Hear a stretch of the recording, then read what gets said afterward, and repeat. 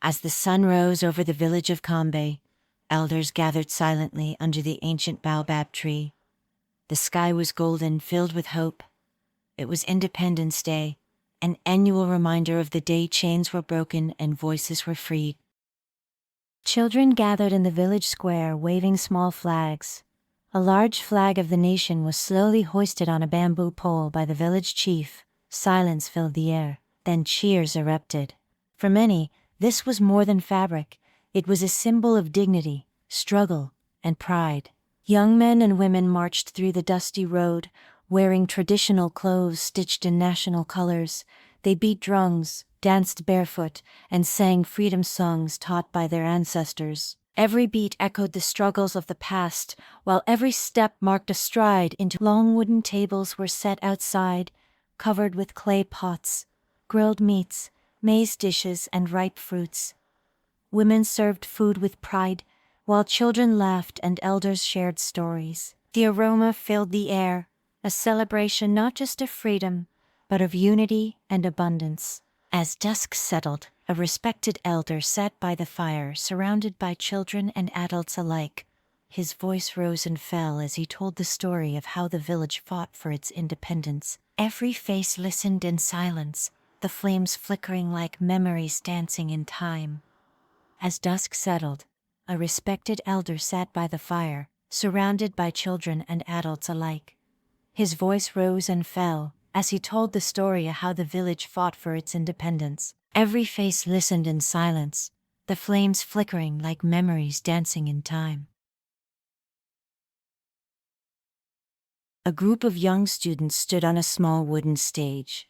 With microphones in hand, they recited poems and performed short plays that told stories of independence and unity. Their voices rang with passion, their eyes burning with purpose. The crowd cheered every verse, like a national anthem. In the village square, women gathered to display crafts, food, and textiles that symbolized resilience. One mother told how her grandmother marched for liberation. Laughter, pride, and strength echoed through the stalls. It was a silent reminder. Freedom wasn't given, it was earned. Youth from 2 neighboring villages kicked off the annual Independence Day match. The dusty field turned into a battlefield of joy. Spectators roared, cheering every goal like it was a revolution. This was more than sport, it was unity in action. An artist set up a wooden easel and painted live portraits of villagers. Elders, children, farmers, and traders sat proudly. Each brushstroke captured a legacy.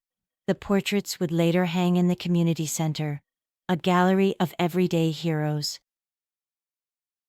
Vendors filled the market road, not just to sell, but to share. Spices, music, and handcrafted goods mixed with vibrant conversations.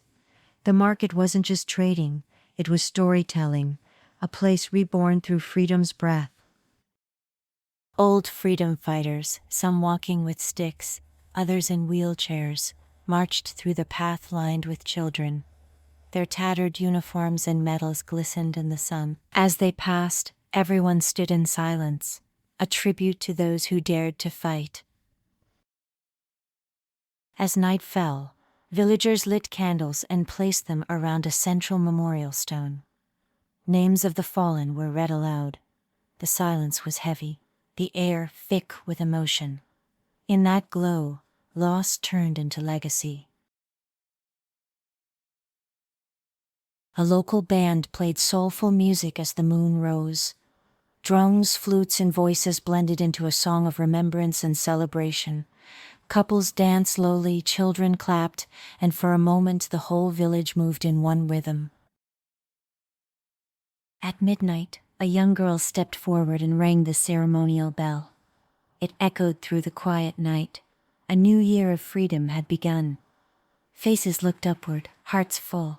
The celebration ended, but the promise of tomorrow had only just begun.